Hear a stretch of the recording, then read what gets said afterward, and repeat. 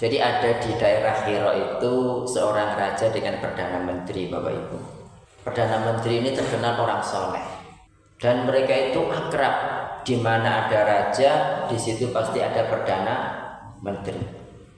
Pada suatu ketika rajanya ini ya terkena musibah.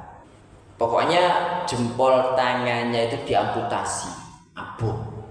Karena tergenjat, nggak tahu tergenjat apa, intinya abuh dan harus diamputasi. Nah, panjenengan kalau misalnya kukunya tergenjat gitu Pak, misalnya nuduk palu ya, terus ke palu itu gimana rasanya? Halo, lah nyut, itu apalagi itu sampai penyet gitu kan. Jadi mau tidak mau harus diamputasi. Nah, ketika mendengar berita itu, wazirnya ini, perdana menterinya ngomong khairon insyaallah. Kan dia terkenal sebagai orang soleh ya. Jadi ketika mendengar berita itu dia mengucapkan khairon insyaallah. Artinya apa? Pasti baik insyaallah.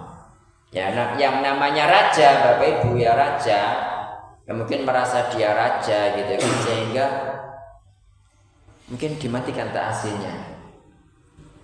Sebutan wahim boten. Nggih, kedinginan Pak boten nggih. Oh boten, kan boten usah nek. Iya, jadi saya mana tadi? Oh jempolnya kecepit ya. Dia mengucapkan khairon insyaallah. Jadi raja ini marah Bapak Ibu.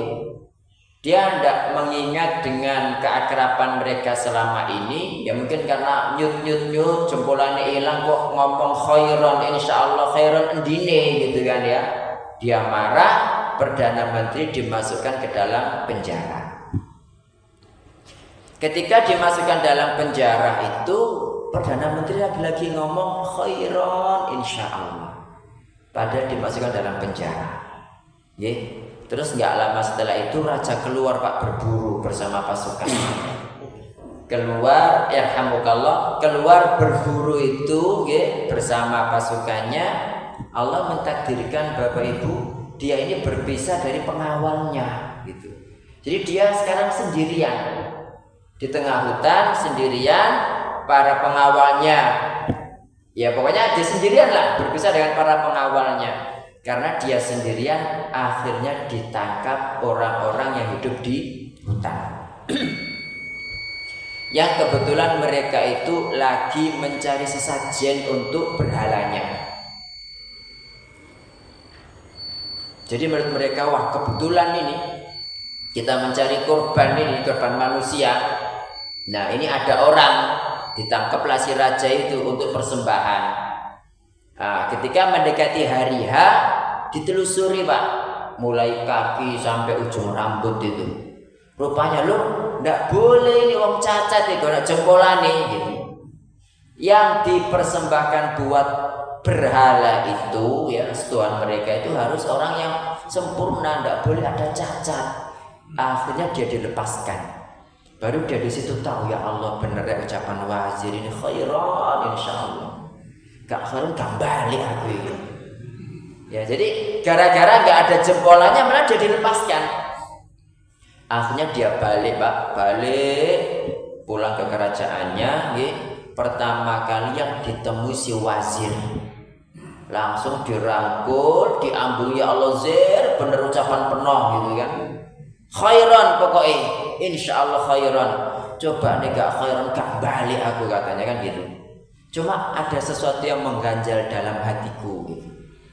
Saya mendengar laporan dari penjaga penjara, sampai dimasukkan penjara kok tambah mau mengucapkan khairon insyaallah, padahal penjara lembab, gak ada matahari, jauh dari anak keluarga, dingin segala macam. Apa jawaban wazir? Ya jelas khairon lu.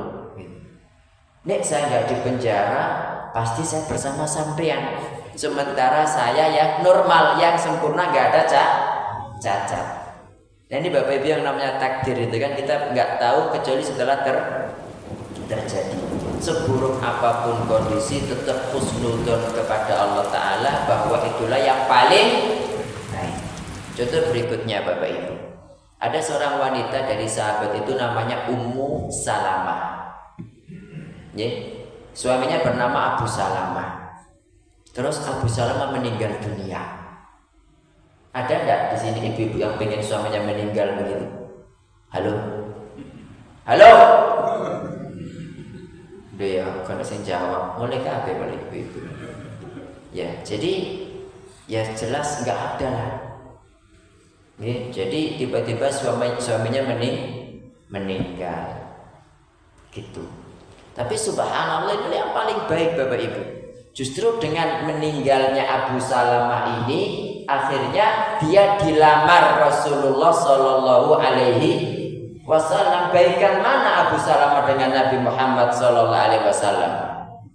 Ya jelas jauh lebih baik Nabi Muhammad Shallallahu Alaihi Wasallam. Nah ini kalau Abu Salamah tetap hidup, tidak bakalan Ummu Salamah menjadi ummahatul mukminin, kan begitu.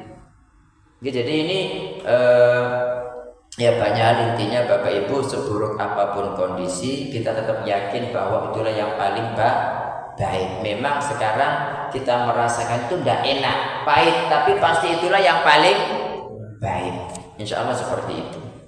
Sampun surut tadi. Ini